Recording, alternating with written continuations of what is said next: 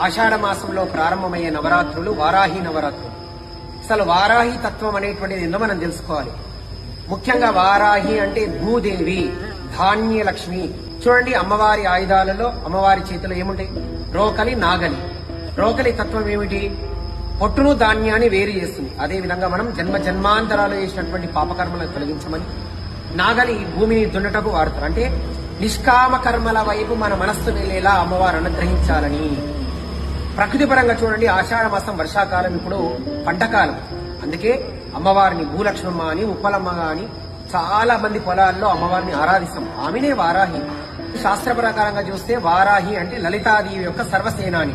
అంటే అమ్మవారి యొక్క రథ, గజ, దురగ, పదాది దళాలన్నీ కూడా అమ్మవారి ఆధీనంలో ఉంటాయి కనుక ఆమెను దండనాథ అంటారు. అంతే తప్ప ఆమె ఉగ్రదేవతగా మీరు చూడాల్సినటువంటి అవసరం లేదు.